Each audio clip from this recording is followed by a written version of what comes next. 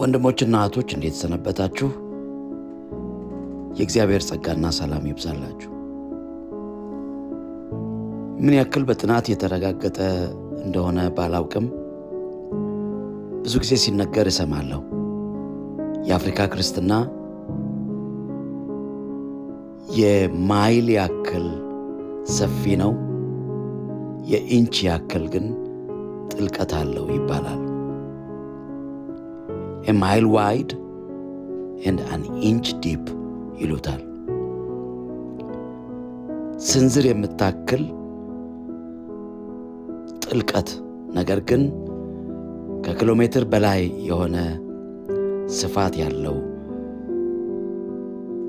ብለው ነው የሚናገሩት። ማለትም በጣም በስፋት ሰዎች የሚሳተፉበት አለን ብለው ግርግር የሚፈጥሩበት ዳሩ ግን ጥልቀት የሌለው እንደሆነ ያማሉ። እውነትነት ያለው ይመስለኛል። እኔ አማኙ ግር ብሎ ወደ ቤተ ክርስቲያን ይመጣና ግር ብሎ ደግሞ በመጣበት መንገድ ወደ ተለያየ ስሜታዊነት ሲከንፍ ይታያል። ነገሮችን በመረዳትና በጥልቀት አስቦ የሚያደርግበት ጊዜ አነስተኛ ነው።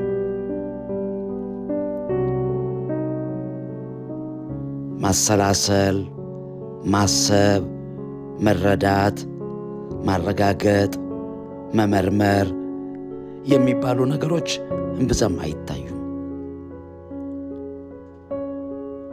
በመናፍስት አሰራር፣ በባዕድ አምልኮ ልማድ አፍንጫው ድረስ የተሞላ ነው የአብዛኛው የአፍሪካ ክርስትና።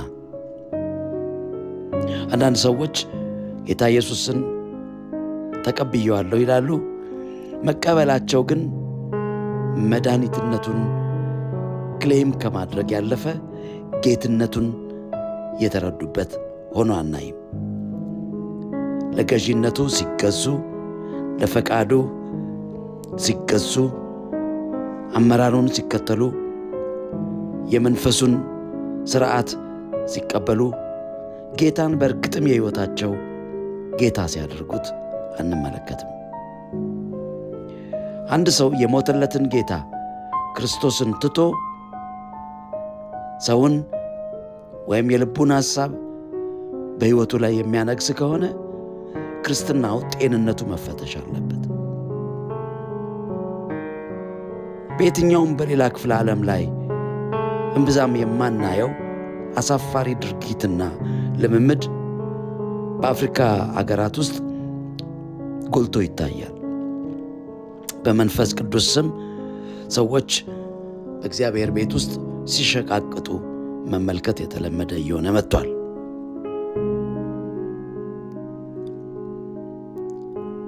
በባዕድ መንፈሳዊ አሰራር የተሞሉ ሰዎች ወጥተው እኔ የእግዚአብሔር ነቢይ ነኝ ሲሉ መሬት መርገጥ ሲከብዳቸው፣ አንዳንድ ጋም ሲሸከሟቸው፣ አንዳንድ ጋም መሬት ላይ ጨርቅና ጉዝጓዝ ሲነጠፍላቸው ርኩስ ተግባራቸውን በክብር ሲፈጽሙ እናያለን። ይሄ መጃጃል የክርስትናን እምነት ተቀብለን ግን የተቀበልነውን እምነት እውነታውን ያለመረዳት ችግር ነው ብዬ አስባለሁ። ክርስቶስ ለቤተ ክርስቲያን የሰጠው ታላቁ ተልእኮ እያስተማራችኋቸው ደቀ መዛሙርት አድርጓቸው ያለበት ምክንያት ሰዎች በሳል እንዲሆኑ፣ አዋቂ እንዲሆኑ፣ የተረዱ እንዲሆኑ፣ ነገሮችን ዲዘርን የሚያደርጉ እንዲሆኑ፣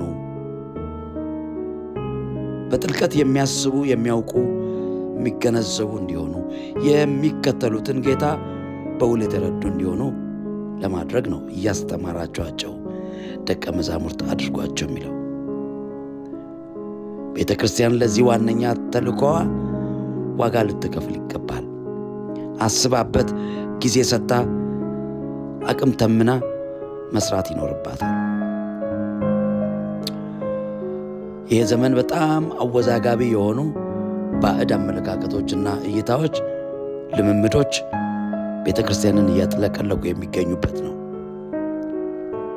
ሰዎችን ወደ ቤተ ክርስቲያን መጋበዝ ብቻውን በቂ አይደለም። በልዩ ትኩረት የደቀ መዝሙርነት ሂደት ውስጥ እንዲገቡ ማስተማር፣ የእግዚአብሔርን ቃል በጥልቀት ማስረዳት ተገቢ ነው። በሌሎች የአፍሪካ ሀገሮች የምናየው የባዕድ አምልኮ ስርዓት ወደ አገራችንም ገብቶ ቤተ ክርስቲያኖቻችንንም በዚህ ጊዜ ሲንጡ እናያለን። በሪቫይቫል ስም፣ በመንፈስ ቅዱስ አሰራር ስም፣ በጸጋ ስጦታዎች ስም ቤተ ክርስቲያንን የሚያውኩ ልምምዶችና አስተምህሮዎች ሲንቀሳቀሱ እናያለን። ወገኖቼ ሆይ እግዚአብሔር በዚህ ዘመን ስር የሰደደ ጤንነት ያለው ቁርጠኛ የሆነ አቋም ያለው ጠንካራ የሆነ በብዙ ፈተናዎች ተፈትኖ ነጥሮ የሚያልፍ ጤናማ ክርስትናን ከኛ ይፈልጋል። እግዚአብሔር አምላክ ሕይወታችንን በጤንነት መጠበቅ እንድንችል ይርዳን። የሌሎችንም ሕይወት ጤንነት መከታተል የምንችልበትን ጸጋ ይጨምርልን። መልካም ውሎ ይሆንላችሁ። መልካም ቀን